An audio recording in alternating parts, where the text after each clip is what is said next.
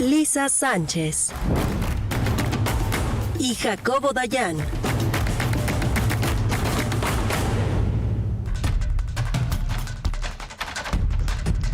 De la mañana con 33 minutos, estamos de regreso en este viernes y me da muchísimo gusto saludar esta mañana a Lisa Sánchez, directora de México Unido contra la Delincuencia. Lisa, buenos días, feliz año.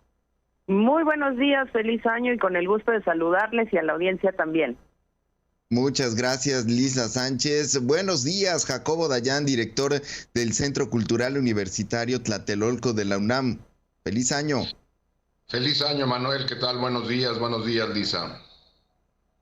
Buenos días a ambos. Pues estuviste, Jacobo, pues has dado un seguimiento siempre puntual a los encuentros de resistencia y rebeldía que organiza el EZLN. Esto, pues siempre con motivo de su aniversario a 31 años de enero de 1994. Jacobo, cuéntanos, pues, ¿qué viste y cuál es tu mirada sobre el EZLN y esta circunstancia en donde incluso, pues, vimos al ahora capitán Marcos, emocionarse prácticamente hasta las lágrimas, Jacobo? Es correcto. En San Cristóbal de las Casas, del 28 al 30 de diciembre, es decir, hace unos días, el EZLN organizó unos encuentros que llamó Encuentros Internacionales de Resistencias y Rebeldías en San Cristóbal de las Casas. Un encuentro que se había planeado ya desde hace varios meses y después probablemente se iba a cancelar por las condiciones de violencia que imperan en Chiapas y que todas y todos conocemos. En este encuentro nos invitaron a varias personas a reflexionar sobre lo que ellos llaman la tormenta y el día después. Un poco más adelante explicaré un poco a qué se refieren ellos con esto de la tormenta y el día después. Cuando hablas, Manuel, de que el capitán insurgente Marcos se conmovió profundamente hasta casi las lágrimas, fue cuando para inaugurar el encuentro, repito, que se realizó en San Cristóbal de las Casas, esta inauguración fue el 28 de diciembre, hizo un recuento de la vida del EZLN, del movimiento zapatista, arrancando desde finales del 93, cuando se planeaba el levantamiento del 1 de enero del 94, que originalmente iba a ser el 28 de diciembre del 93, y a partir de ahí hace un relato de los hechos más emblemáticos de la historia del EZLN. Recordó la marcha del color de la tierra, esta marcha que llevó al ejército zapatista en 2001 hasta la Ciudad de México. Evidentemente, también lo que llamaron la otra campaña, cuando advirtieron que la izquierda partidista mexicana pues sería lo que hemos visto esos últimos 6-7 años, cuando rompen incluso con la izquierda partidista, cuando convocaron a la sexta declaración de la Selva Lacandona y evidentemente ahora recientemente en su travesía que realizaron hacia Europa. Para después hablar de las condiciones actuales que viven las comunidades zapatistas y buena parte del planeta, el embate del crimen organizado, los grupos paramilitares en la región, las fuerzas de seguridad, y a esto ellos llaman que el modelo global, lo que algunos estudiosos académicos hablan como crisis civilizatoria, ellos lo llaman la tormenta, que es inevitable, es decir, que estamos ante un quiebre civilizatorio donde el proyecto nacido hace un poco más de casi 100 años, donde el Estado, los órganos multilaterales estaban destinados a preservar la paz y la seguridad internacional, han colapsado. Hoy estamos en un mundo donde las democracias, los estados y los órganos multilaterales son inoperantes, no nada más los estados como el Estado mexicano, sino buena parte de los estados en el mundo están en crisis. Y eso se puede ver reflejado en la profundización de la desigualdad que estamos viendo en el mundo, la crisis climática, las migraciones y las violencias fuera de control. Ahora hablabas sobre Medio Oriente hace unos minutos, es un ejemplo más del colapso internacional, la guerra Rusia-Ucrania, la persecución a los Rohingya en Myanmar, es decir, estamos ante la proliferación de conflictos, una crisis climática creciente las migraciones y el modelo económico nos ha llevado a donde estamos. Y aparentemente nadie se está haciendo cargo de ello. La humanidad sigue su curso y parece inevitable un colapso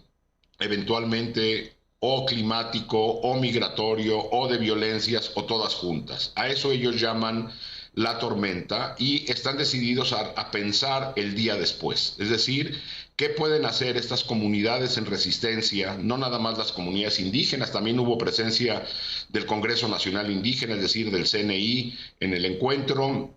¿Qué pueden hacer todas estas comunidades que se encuentran no nada más en México, sino en el mundo,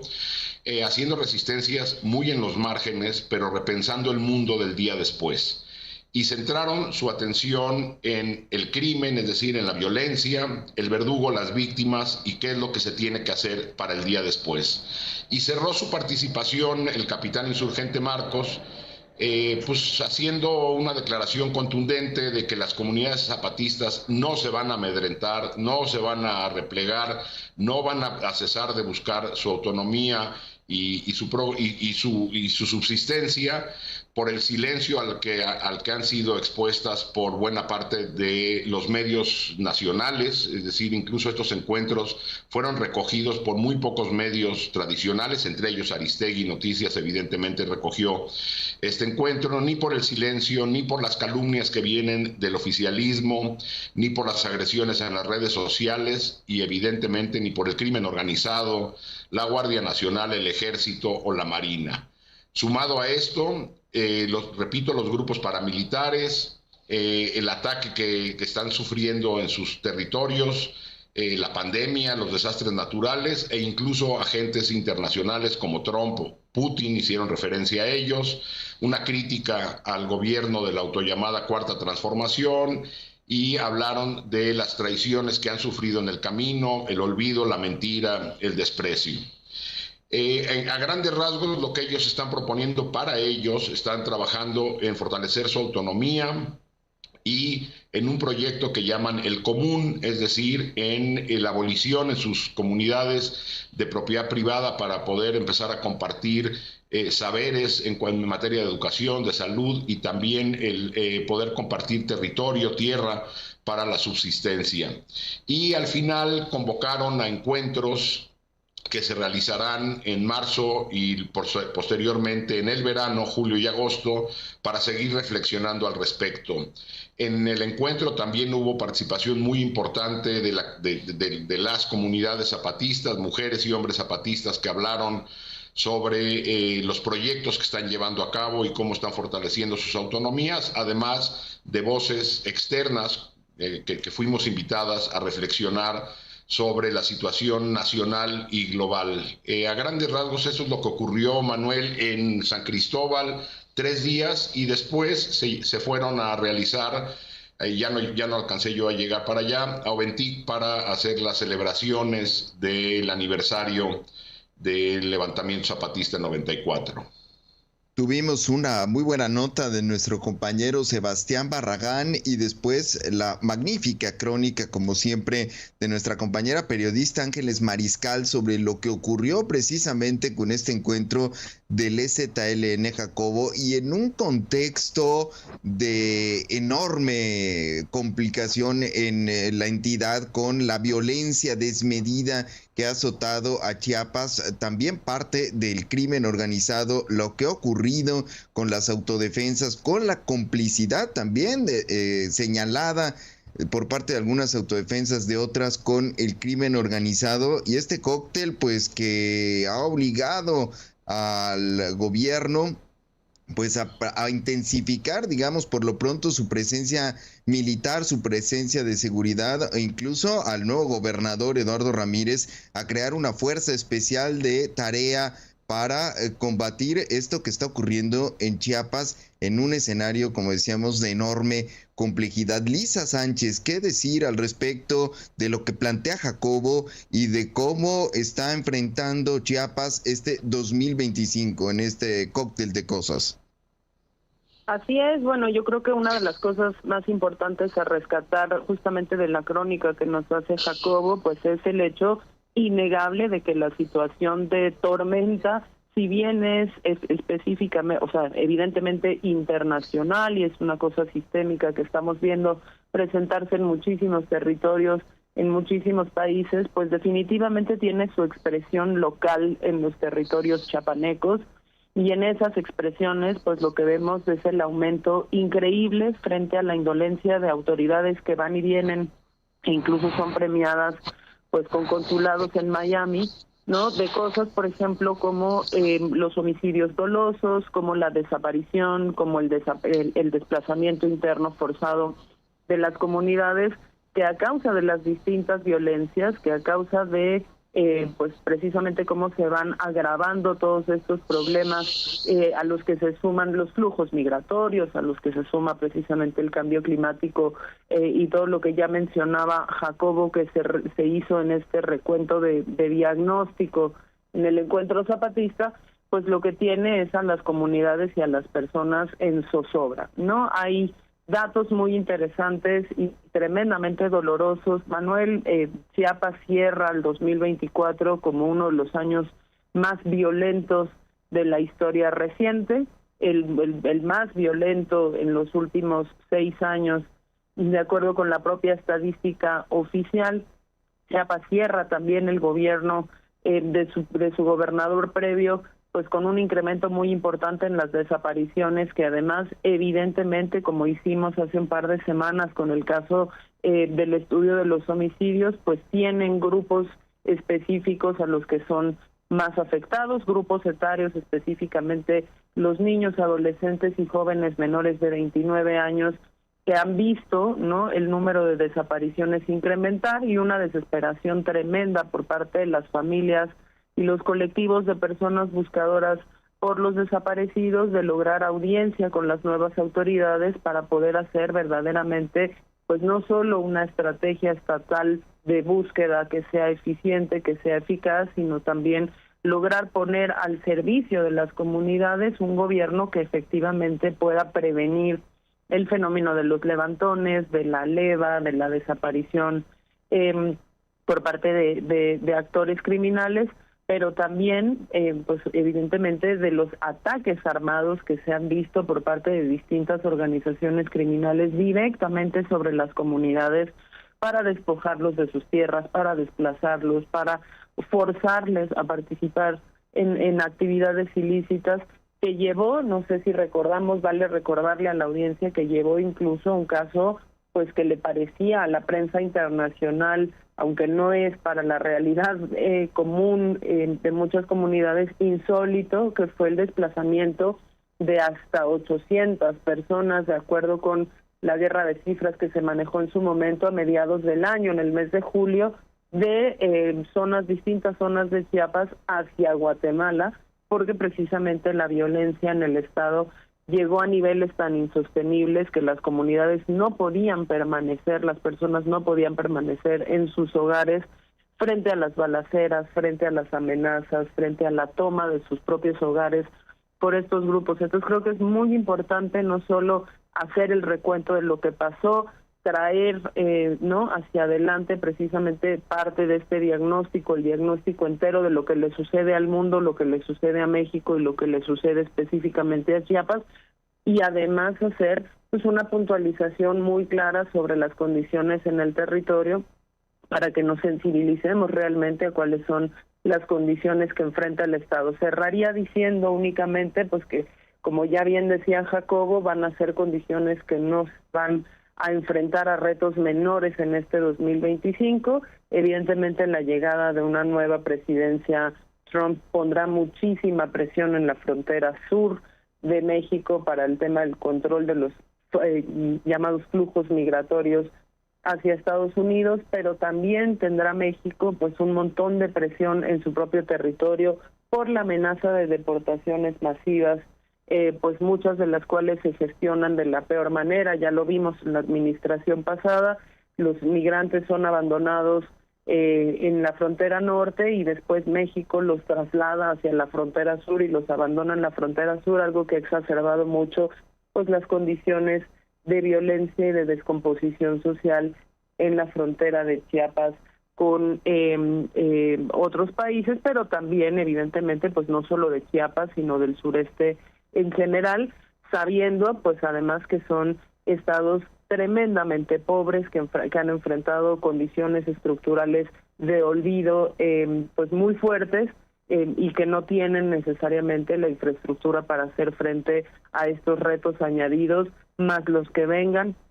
Esperemos que en 2025 pues no sean muchos, por ejemplo, desastres naturales, pero bueno, pues hacia allá vamos en el colapso climático también en todo el mundo. Entonces, bueno, nada, simplemente refrendar y decirle a nuestra audiencia las condiciones en la entidad son particularmente graves, han llegado a un punto de muchísima alarma, y qué pertinente que se haya hecho esta reflexión. Ojalá de verdad que no estemos frente a otro gobierno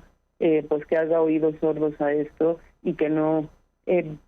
tome no solo el diagnóstico y la opinión de las comunidades, sino también el coraje que se demuestra en este tipo de eventos de decir no nos vamos a replegar, no vamos a recular, el territorio y este espacio es nuestro y tenemos que ocuparlo justamente para no seguir siendo desplazados del mismo.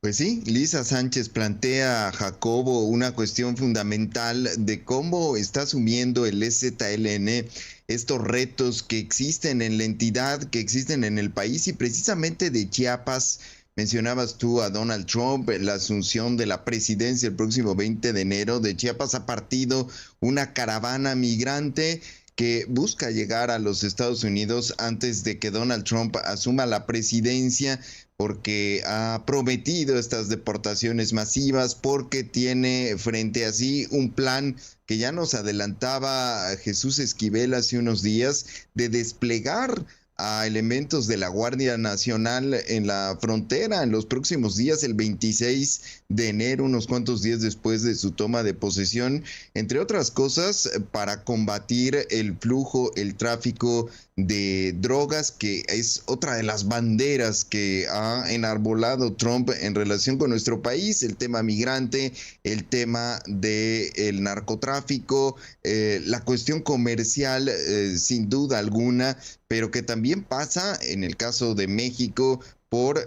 pues una relación con el vínculo que establece o que ha establecido Trump con el tráfico de drogas en las relaciones pues de nuestro país con otros países, lo que pues ha señalado en innumerables ocasiones Donald Trump, de que México es puerta de entrada de precursores químicos desde China, y de que a través de nuestro país se envía la mayor cantidad de fentanilo a Estados Unidos, un tema pues que ha cobrado particular relevancia en los últimos días, sobre todo a raíz de una serie de publicaciones del New York Times que han puesto sobre la mesa este tema, y que pues ha merecido una respuesta institucional de la presidenta Claudia Sheinbaum, del titular de COFEPRIS, de la Secretaría de Marina el día de ayer, pues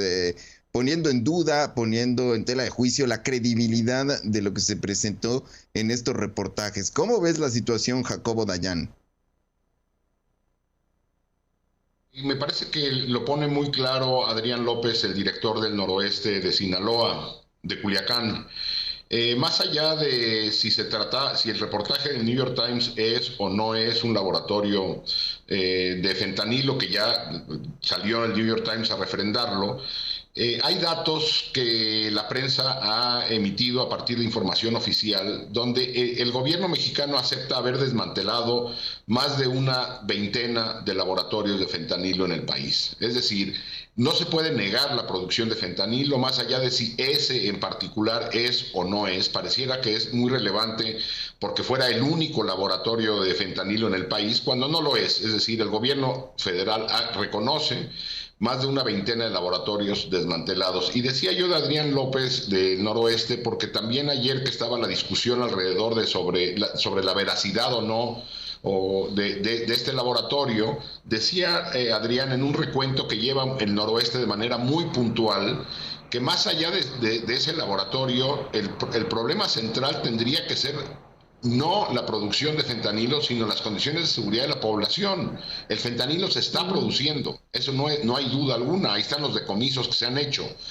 Y Adrián López hablaba acerca de los más de, hasta el día de ayer, 656 homicidios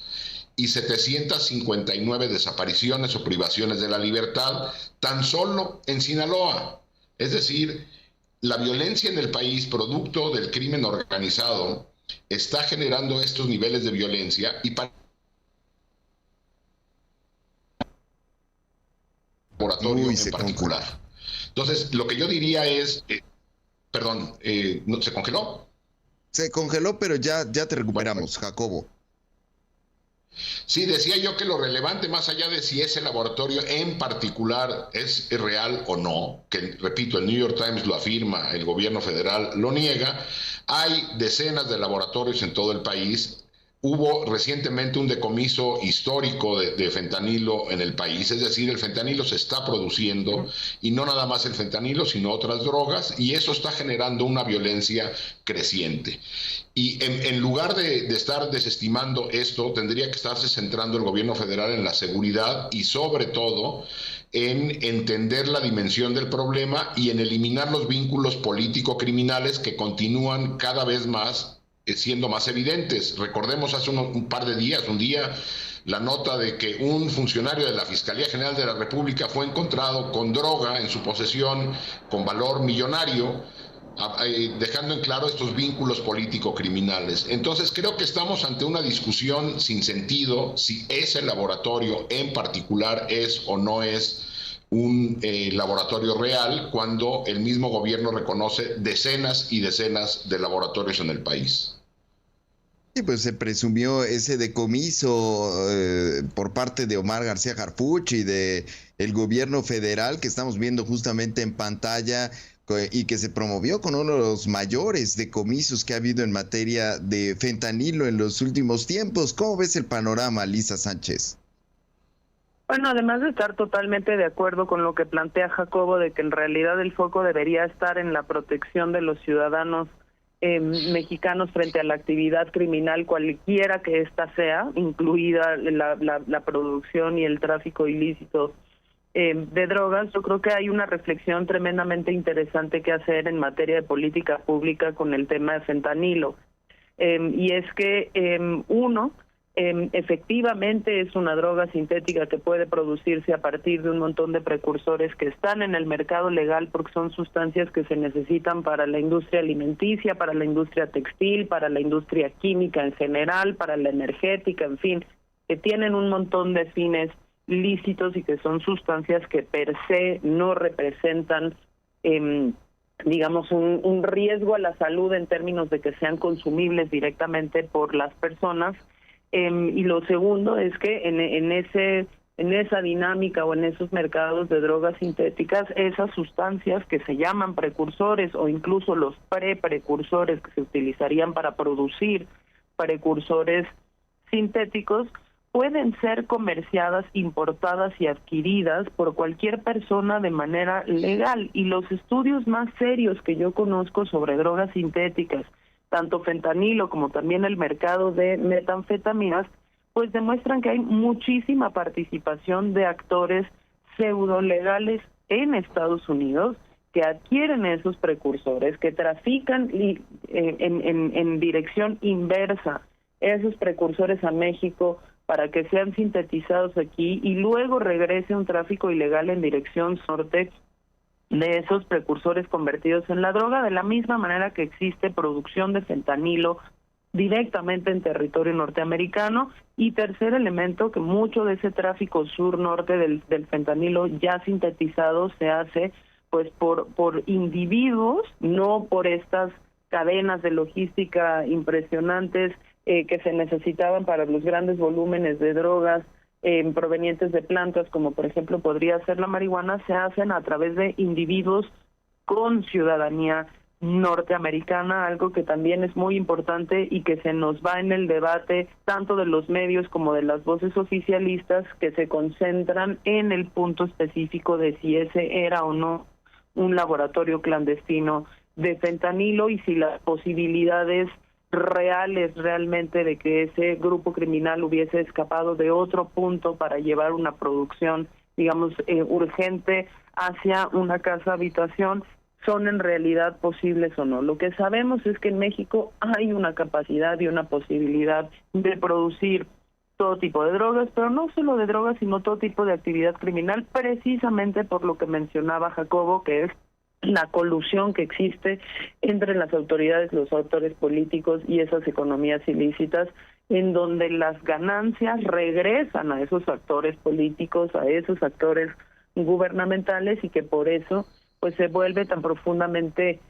pues casi imposible, ¿no?, cortar este tipo de actividades que ponen en riesgo a la ciudadanía y que evidentemente tienen en estos momentos a ciudades enteras como Culiacán en una zozobra tremenda. Y qué indignante resulta pues que efectivamente el debate público esté centrado en la nota o no de un medio extranjero, cuando además sabemos pues que la propia estadística oficial sobre pues este mercado dice que efectivamente hay tránsito de esta sustancia y producción de estas sustancias en México. Un último apunte, yo diría que incluso no solo más allá de cuestionar la estrategia de seguridad en su conjunto, por su incapacidad de devolver la seguridad a los ciudadanos, por su incapacidad de no concentrarse en episodios tan penibles como este de la nota de este medio, frente a su obligación real, ¿no?, de desarticular esos vínculos entre política y actividad criminal. Creo que vale la pena una reflexión también muy importante sobre cuáles son los indicadores de éxito. México lleva más de 2 décadas metido en esta famosa guerra contra las drogas, presumiendo a nivel gubernamental, da igual qué administración sea, da igual qué partido sea, en lo local o en lo federal, que son resultados aceptables, cuestiones como los decomisos. Si los decomisos realmente fueran el medidor, ¿no?, el derrotero de éxito de una estrategia de política de drogas o de seguridad, habríamos tenido ya todos los resultados positivos del mundo, ¿no?, y tendríamos una realidad completamente distinta en México, porque decomisos hemos hecho muchísimos. El punto es que los decomisos en sí mismos, sin verdaderamente cortar esos nexos entre política, entre economías ilícitas, entre actividad criminal, esos decomisos sin reducción de las cifras de impunidad a través de investigaciones serias, con casos serios que se mantengan en tribunales y donde hayan participado jueces, no de medidas no arbitrarias como la prisión preventiva oficiosa, pues son inútiles, porque en realidad pues para lo que no sirven es para reducir la actividad criminal neta y para reducir el número de operadores criminales que permanecen activos dentro de ese mercado, que lo único que hacen pues es sustituir la droga decomisada con droga nueva, o sustituir las detenciones de bajo nivel con reclutamientos nuevos, o sustituir un territorio por otro o un laboratorio por otro, porque precisamente pues lo que no hay ahí es realmente un corte en los flujos de beneficios económicos que se perciben por esta actividad. Entonces, dejar ahí la reflexión cómo estamos viviendo el éxito de nuestras estrategias y de nuestras políticas públicas, en dónde estamos poniendo el foco en estas discusiones y si merece la pena que como país estemos tan concentrados en una nota, cuando en realidad el problema, muy bien ya lo decía Jacobo, no es la nota, sino que existe esa economía ilícita que tiene beneficiarios políticos de autoridades muy puntuales, y que quienes realmente pagan los costes de la violencia por la existencia de ese tipo de actividades, pues es una ciudadanía que a todos estos meses de que inició esta nueva ola de violencia en Culiacán, sigue viendo cómo los negocios lícitos cierran, cómo las actividades cotidianas se ven interrumpidas, cómo su seguridad pues no está garantizada, y cómo las autoridades siguen repitiendo el despliegue de una estrategia pues que hasta el momento no ha sido verdaderamente exitosa en lograr contener ni la violencia ni la actividad criminal. Muchas gracias, Lisa. Les propongo a los dos una idea para cerrar. ¿Con qué cerrarías tú, Jacobo Dayan? Bueno, cerraría diciendo que arranca un año que seguramente será muy complejo. 2025, y particularmente a partir del 20 de enero, con la llegada de Donald Trump a la presidencia, seguramente estaremos ante un entorno que podemos prever de alguna manera, pero yo diría que es casi un juego nuevo, vamos, se está repartiendo la baraja de nuevo y no sabemos ante qué vamos a estar. Y México no tiene las condiciones estructurales para enfrentar un reto de esta magnitud, donde ya hablamos de la problemática global que hay en todo el planeta, las particularidades con la llegada de Donald Trump, y nosotros aquí en México seguimos en un desmantelamiento institucional y pretendiendo abordar esta nueva crisis que seguramente vendrá, o este embate de 4 años de menos discursivo, esperemos que solamente discursivo, pero seguramente en los hechos, en economía, migración, seguridad, narcotráfico, en un montón de agendas que estaremos enfrentando con cambios estructurales que solamente debilitan al Estado mexicano. Me refiero a la impunidad sistémica, al desmantelamiento del Poder Judicial, de los órganos autónomos, una política de seguridad que continúa trastabillando y un gobierno que pretende seguir dividiendo a la población mexicana en lugar de llamar a la unidad. Me parece que no estamos abonando a tener una sociedad y un Estado sólido para enfrentar lo que viene, espero equivocarme, pero 2025 será un año sumamente complejo y el país no tiene las condiciones estructurales ni económicas para enfrentar este reto, me parece. Gracias, Jacobo Dayan. Lisa Sánchez, ¿con qué cerramos?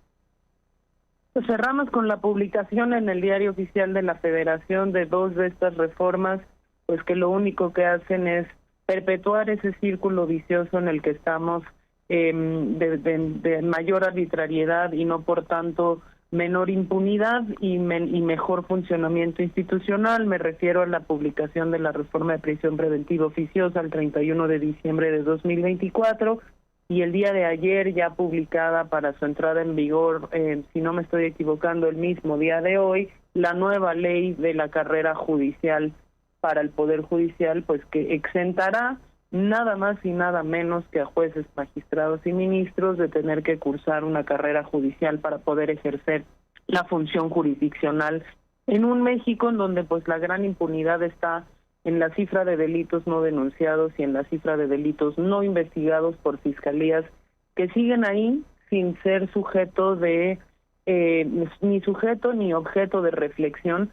sobre cuál es su papel y su importancia en la conducción de una estrategia de seguridad más sostenible y más orientada precisamente a la protección de la población y a la reducción de esta impunidad, pues que permite hacer que en México el delito siga siendo virtualmente gratis y sobre todo muy redituable. Entonces, pues ojalá que el 2025 sea un año en donde podamos poner un poco más de luz en aquellos engranajes del sistema que son los que verdaderamente necesitan ser reformados y fortalecidos para que la justicia en México funcione y para que las estrategias de seguridad puedan tener pues una conectividad con ese sistema de procuración y administración de justicia que beneficie a las víctimas y que efectivamente mande un mensaje disuasivo de que la actividad criminal en México no está permitida y es efectivamente sancionada. Te agradezco mucho, Lisa Sánchez. Gracias, Jacobo Dayan, y seguimos en comunicación. Feliz año a los dos.